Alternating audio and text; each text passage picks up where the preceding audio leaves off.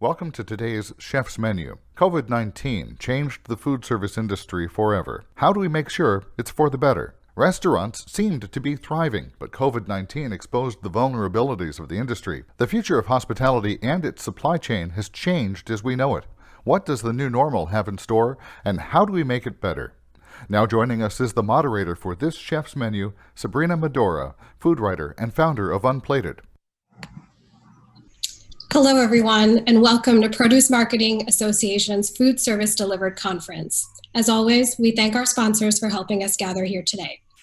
I'm Sabrina Medora, food writer and founder of Unplated, a digital publication where it's not just about what's on the plate, it's about the people behind it. Throughout the conference this week, we've been discussing sustainability and diversity within restaurants. Today, we'll be discussing how the ongoing COVID-19 pandemic has affected the future of hospitality forever. Joining me today are Alpana Singh, master sommelier, restaurateur, and host of Check Please; Brian Canlis, owner of Canlis Restaurant; Tim Kilcoyne, director of chef operations at World Central Kitchen; Khushbu Shah of Food and Wine Magazine; and Paola Velez, executive pastry chef of Maydan and Compass Rose. Welcome, everybody. Let's dive right in. Khushbu, what does criticism look like today?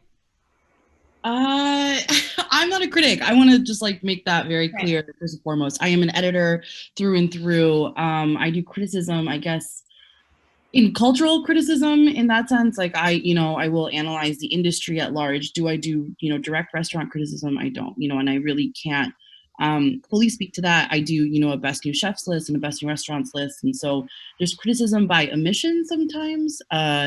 In that, if I don't include someone that maybe people expect to be on there, there's maybe criticism in that.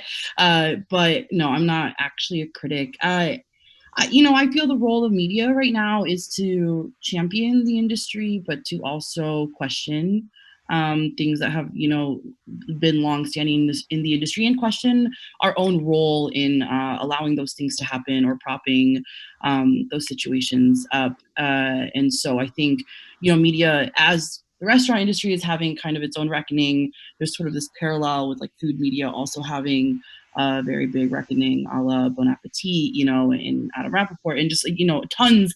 There's a lot of inequity also happening behind the scenes at magazines, and who's really in the room. And quite frankly, I am one of 3 people of color at Food and Wine. The entire magazine is white, is majority white, and so it's crazy to see just how a magazine really comes together. And I have noticed a big shift in the magazine just by being in the room and bringing my perspective, which is just very different from my coworkers, due to my upbringing.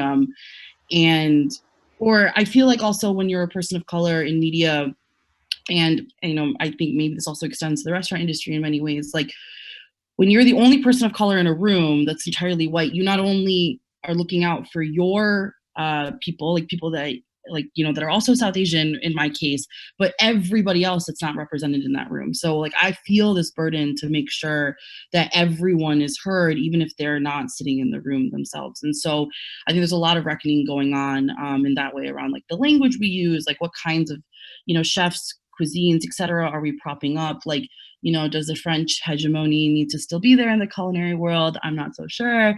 And so there's a lot of a reckoning kind of happening around that, while also trying to support everyone that's doing really great work, like Brian, like Paola, Alpana, like Tim, that are trying to improve the industry, feed people, keep, make people happy. So yeah, on one hand, we're trying to write positively about, the people doing great work. But on the other hand, we're also questioning a lot of things that have maybe been going on for decades. Right. Let's talk a little bit about feeding people and the role of people outside the restaurant, and that is the producers and the vendors. So, in addition to restaurant staff being strapped and unsure, our farmers, our produce people, our fishermen, they are in similar straits. Tim, can you kind of speak to how World Central Kitchen is working with some of these people now, and how they want to work with people, once the pandemic is over? Yeah, I mean, so, for those that don't know, we're a nonprofit, so we're, a different, little bit different of a category, as opposed to the hands-on restaurant. But, normally we respond to natural disasters. It's cut and dry. It's focused. It's a hurricane. That area is what we're focusing on. And we're making our own kitchen. We're bringing in local vendors, local purveyors, so we're putting money directly back into the economy. With this one, we're in over 300 plus cities, and we've partnered with over 2,800 restaurants, since mid-March. And part of that, with our aspect of doing that, is we wanted to take our same concept as far as putting money directly back in the community. So we've been paying directly to those 2,800 plus restaurants, so that they're going about their normal business. They're able to put their purveyors back to work, their staff, things like that. And it is the local purveyors that, obviously that's, everybody is talking about the restaurants, but everything starts with the purveyors. As chefs, we know that, but it's it's a little bit different. But that's, it's important to keep them going. And for our end, it's been important for us to work directly with the restaurants so they can continue their relationships and help keep their local purveyors afloat, and farmers, and everybody. So that's been important to us. And it's been interesting to obviously see the getting calls about the pig industry, and all of those kind of things, those industries as well, which is it's very difficult because there's also so many restrictions in so many states, where, as a restaurant, you can't just go and buy that whole, batch of pigs that was heading to the USDA plant that's now shut down. So, that makes it difficult, for our end, but obviously 100% makes it more difficult for the farmers and the producers that are trying to stay afloat and alive right now as well. Yeah, I think there's a massive problem right now with redistribution of food sources. Mm-hmm. Farms have all of this excess, and restaurants can't afford to necessarily buy even what they're normally buying. And rather than have a way to distribute this excess food to people in need, a lot of it is going to waste. And I know that some restaurants are really sort of taking steps to figure out how to mitigate that situation. That's something of interest. Paola, I see you nodding. I know that Maydan and Compass Rose have very strong ties with local farmers. Can you tell me a little bit more? I know you've only just started there, but do you have any insight into working with local purveyors? Oh, absolutely. So currently, Maydan and Compass Rose are almost 90% local, like Mid-Atlantic farm, Mid-Atlantic farmers are being put into the menu. So Chef Marcel has been making a very conscious effort to source equitably within our region. So we are not trying to go more than 20 miles away. Which is a big task, right? Especially when everything starts to shut down, and it's more difficult for farmers to drive to us when they don't have a big demand here in DC. It was one of the reasons why I joined their team, because for me, it's very important that we not only source from the Mid-Atlantic, but that we kind of sustain the communities that are around us. The goal of a restaurant back in the day was to be community oriented. And when we focus our efforts back into that, instead of focusing on the bottom line, there is a way to make profit in the margins, in the very slim margins that you have. It's just a numbers game. So we're able to really source equitably and teach the staff what is being sourced and why it's being sourced from there. So it's a very beautiful thing when you get down to the nitty gritty. And also, years prior, I was able to develop really great connections with the Amish farmers in Pennsylvania, so much so that I knew when they were getting married, and I knew what their cat was doing, and that I feel makes our food taste just a little bit better. That pure joy of where I'm sourcing from kind of adds a little bit more magic to the dish that you might not have thought about before. Of course, you know what their cats are doing. And so I was doing an interview for Unplated this past week, and there's a restaurant in Baltimore, Alma Cocina Latina, and it's run by Irina Stein, who is, in her past life, I guess you could say, she was a social worker, anthropologist, and now she's a restaurateur. And she brought up this very interesting concept of social gastronomy. And the way that she's looking at her restaurant's future is thinking about it as restaurant, but also relief kitchen for the community. Because as some of you might know, Baltimore in particular has food deserts. There's, it can be classified places as like food apartheid. And so she says that this pandemic has really forced a reckoning of the role that the restaurant plays in a community. I'd love to get your thoughts on just that concept and maybe how you're looking at the role of a restaurant in a community. So Brian, why don't we start with you? Oh, okay. I think pre-pandemic, people came to Canlis because for whatever reason, tonight mattered. They trusted us. I think restaurants are about, I think especially fine dining when there's more money on the line, are about trust. People choose to trust us. They bring some of their most sacred moments, whether it's a wedding or an anniversary or a first date after your daughter's been born. Like, they give you these moments and they say, will you please keep these safe? I trust you because it's only going to happen once and you get one shot at it. And as restaurateurs in all these communities, we've gotten really good at holding these sacred things and this trust so special. It's trained us. And I think it's why you see the restaurant industry like rising up during this pandemic. We're one of the most beleaguered industries in America, and yet look at what the restaurants around this country have done to support our country. They are fighting and they are loving and they are serving people in extraordinary ways. And so now that we're in COVID, it's that same thing. We just opened a restaurant last week in our parking lot that's all outside. It's a big thing to ask someone to come into your space in the middle of a pandemic and say, you can trust me. That you're going to be safe. What does it look like to honor that trust? And so that is what we think about and go every morning we wake up and when we go to bed at night is, I think, honoring the risk that people take in order to come into our space. It's awesome. It's a big deal. And honoring your risk too, because you are putting yourself at risk. You are putting your staff, your staff needs to have trust in you. So you're taking on a massive responsibility as the owner. It's huge. Yeah. And yet we think it's worth it. I mean, we've gone through every single possible detail and scenario to keep us and our guests safe. And so far that has worked and we've served a lot of people. I wouldn't do it. I have a newborn baby at home, right? He's just a couple months old.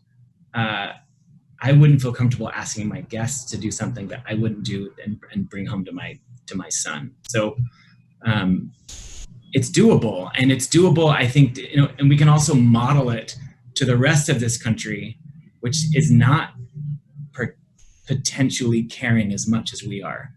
And needs to. And I think that's also part of our responsibility is showing the world or our city or our neighborhood, what does it look like to be fully trusted and to care so much about people that we would go to X length to make them safe. Right. Tim, you mentioned 28,000 restaurants have been working with World Central Kitchen. I can imagine that not all of them are open for business throughout this process, and yet they are supporting your nonprofit efforts. Can you talk a little bit about that? Yeah. It isn't that many. It's actually almost 3,000 restaurants, a little over 2,800. But it's a good number. There's been, like in Baltimore, so far we've done a little over 20 million meals across the entire U.S.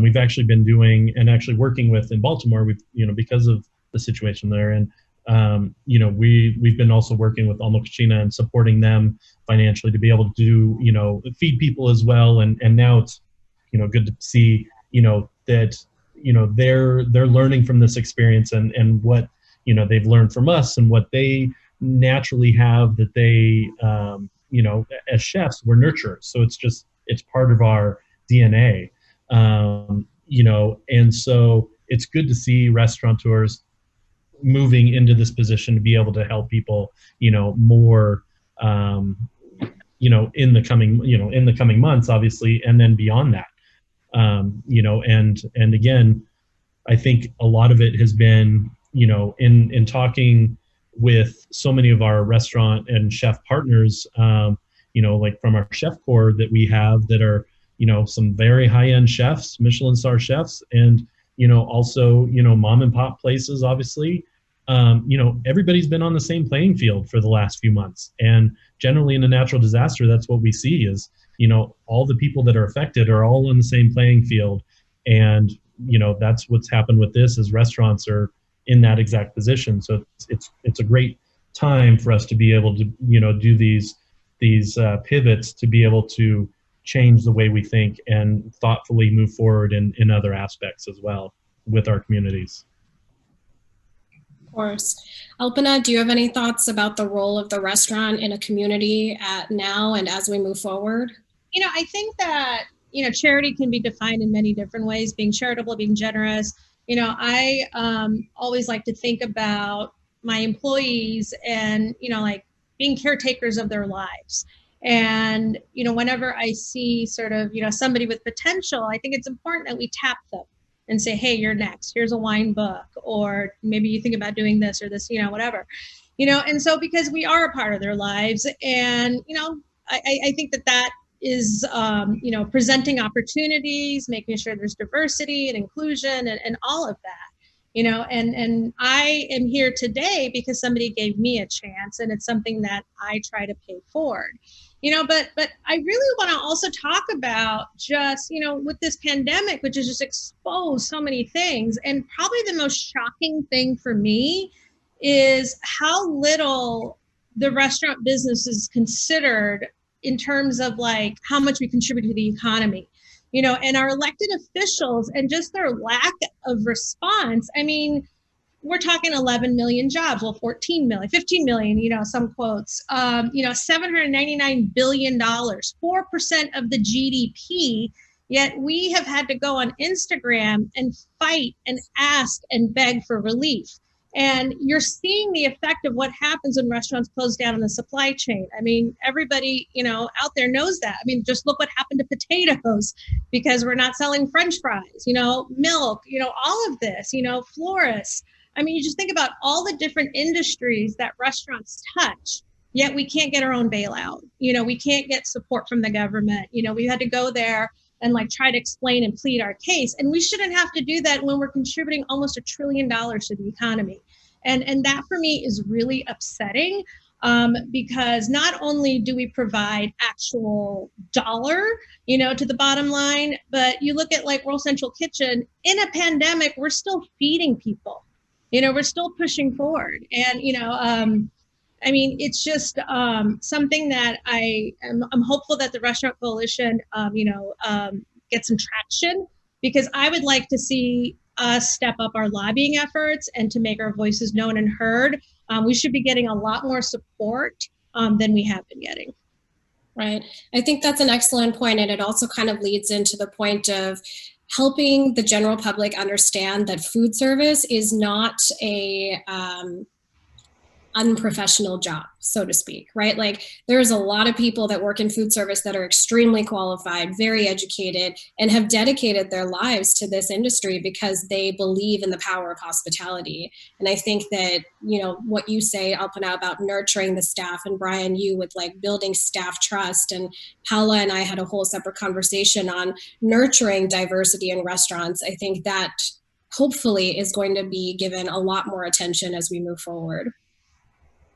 So we only have a few minutes left, and I would love to give you all a minute to just talk about anything you'd like to mention with regards to what restaurants are doing now, and just the future of hospitality. Paola, do you want to kick things off? Sure.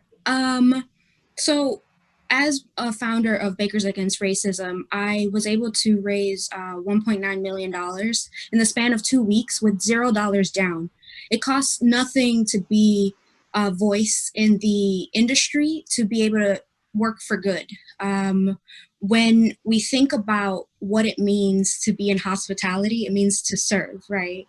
So I think if I can make a call to action, is to keep serving your communities, keep serving the communities that have food apartheids, that have schools that have children who can't eat in the weekends because they depend on their Monday through Friday school lunches. It costs very little to give back to the community. So if you're able to pivot in that way in your restaurants or in your businesses, consider doing so. Khushbu? Oh man, there's so much to get into. I am really glad that the tipping conversation has been coming up again, but as tipping is still the current system in the United States, like if you are going out to eat, please make sure to heavily tip. I've, heard a lot of reports of tips going down to 1 to 0%. And if you're going out to eat right now, if you're dining outside or you're getting delivery, it doesn't matter. You need to be tipping heavily. People are literally putting their lives on the line for you to be able to eat. And, I'm with Alpana, I think there needs to be more pressure on the government. I think, unfortunately, a lot of the industry inevitably is just not going to survive without a form of bailout. It's crazy what COVID does to a restaurant. If one employee gets it, the way the operations need to be able to shut down to keep everybody safe is a huge dent to a restaurant's bottom line. And I don't think people's lives should be endangered, because they just need to be able to, get their paycheck and to be able to survive. I think the government does need to step in and make sure that, people can stay home safe in the hospitality industry if they don't feel comfortable working. And it shouldn't be, non-negotiable that they have to go in because they just need to be able to pay their rent. So without government assistance, though, I don't think, restaurants are going to be able to provide support for their staff, even if they want to. Tim? 100% agree about the government aspect, obviously. It's important. It's definitely needed. As I said, as we all know, it doesn't just stop at the restaurant. It goes beyond that, with the purveyors. So it's, restaurants have such a, an impact on so many different other industries behind it. So very important. Biggest thing for me is working with all those restaurants and working, across the U.S. with all of them, is seeing everybody, the resiliency, seeing all the restaurateurs still smiling. As I said previously, as a chef owner, it was hard to smile, on a regular daily basis. And, now's no different, but it's amazing to still see people still smiling and still caring about their customers in their industry. So. That's lovely. Brian? I'd like to give my minute to Paola because everything she said was the best. But no, really, that's all. Support restaurants still, especially family-run restaurants, minority-run restaurants. People are scrapping right now, and even if you don't feel safe going somewhere, that is so okay. But figure out how to support restaurants. There's a sad wave coming of so many small restaurants not coming back. And without government assistance, that's going to get even worse. And so encourage your friends and your family to get out there and order takeout and delivery and whatever it takes. And also what Khushbu said just about, my favorite thing that's happening right now is this emphasis on chefs and restaurateurs being leaders of people, not creators of food.